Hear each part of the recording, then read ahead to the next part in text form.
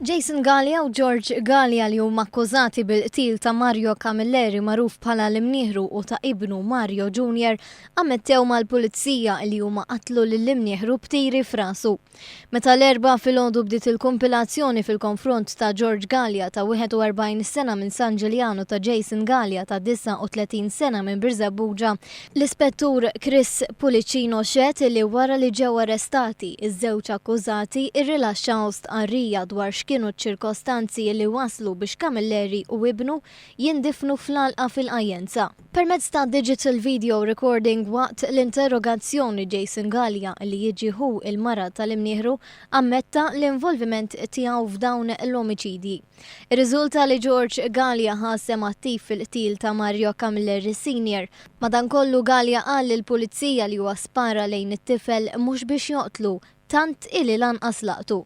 Skont l-ispettur Pulicino, George Gallia qal li l-imnieħru nqatel ġovan f'Marsa Xlok fejn Jason Gallia mar fit-tieqa tan-naħa tal-passiġġieru spara.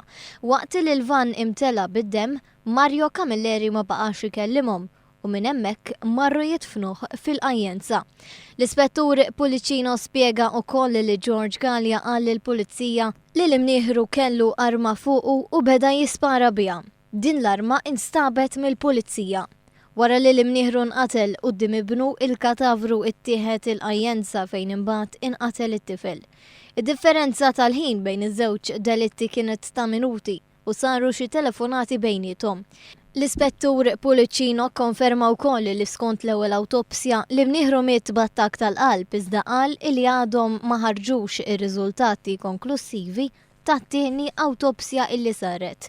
Iħin minnhom waqt li kienet qed tisma' x-xhieda tal-ispettur Pulicino mart l-imnieħru u Mario Camilleri żgħir waqt li kienet fl-awla infexxet tibki u ma felħitx tisma' aktar il-mod illi bih huma nqatlu. Ja kellha tiġi mejjuna u eskurtata l barra mill-awla. Il-kawża ser tkompli tinstema' fil-5 ta' Settembru.